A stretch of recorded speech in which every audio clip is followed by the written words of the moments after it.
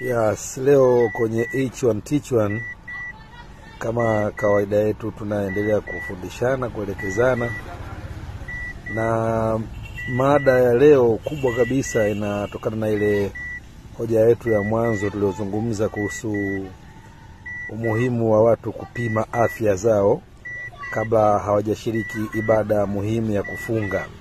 Kwa maana wale wanaofunga Ramadhani, mwezi mtukufu wa Ramadhani, na wanaofunga Kwaresma, yani kucheki afya, kwa sababu of course tumepewa akili, umeona bwana. Lakini pia kama itoshi, ile hoja yangu iliegemea sana kutokana na mafundisho yenyewe, hasa mafundisho ya Qur'an tukufu, ambayo nadhani Qur'an nje ya kwamba ni kitabu cha dini, lakini Qur'an imeenda mbali zaidi kwa kugusia masuala mazima ya kisayansi ya nje na ndani, na hasa masuala ya kiafya.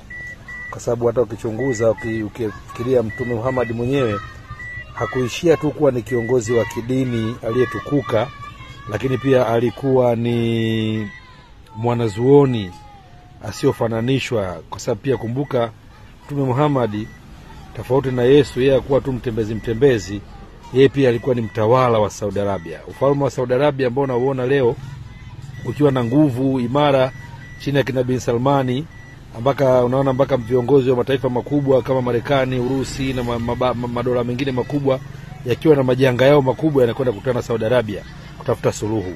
Sasa ule ufalme wenye nguvu ulianzia kutoka kwa huyu mwanazuoni Mtume Muhammad, ambaye alikuwa ni mwanazuoni bingwa kabisa. Kwa hiyo hata maneno yake, mafundisho yake na Qur'ani hayaishii tu kwenye masuala ya kiimani, yanakwenda zaidi kwenye masuala ya kisayansi na kiafya.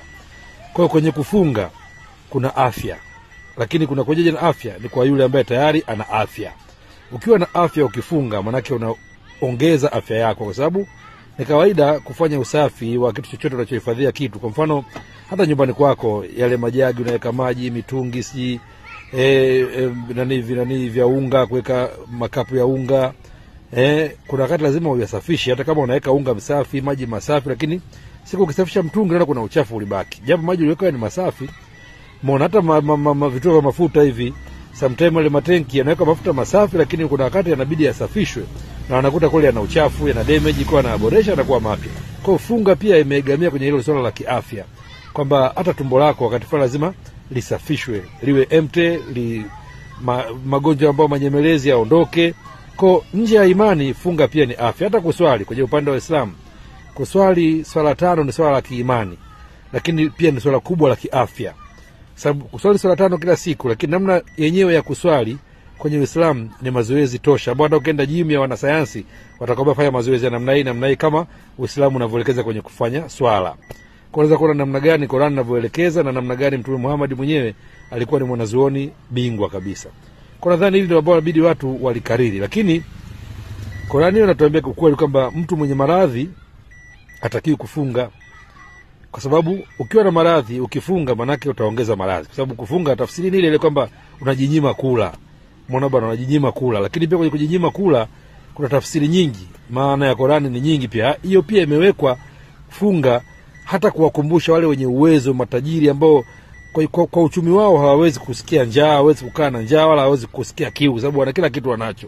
Lakini kupitia funga na yenyewe inawafundisha namna ya mtu anavyohisi akiwa na njaa, mtu anavyohisi akiwa na kiu, ili wawe wepesi kuwasaidia watu wanapokuwa na shida kama hizo.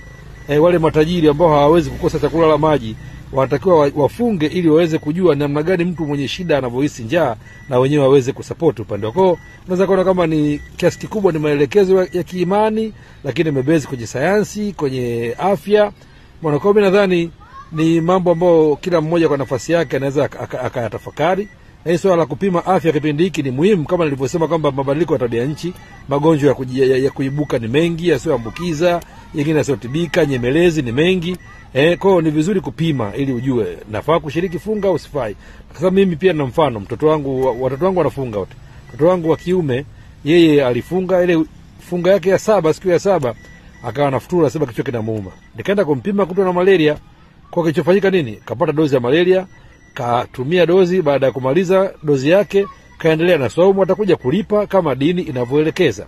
Mbona bwana? Kwa hiyo ni vizuri hicho kitu watu wakakielewa, hasa wale ambao ni maamuma pia wakajifunza, badala ya kuweza kutumia vibaya maandiko na kujaribu kukanusha kila kitu, kukrashi, wakati ukweli ni kwamba hapa tunajifunza kwa maana each one teach one, na kwenye mafundisho ndo kwenye kila kitu, sio?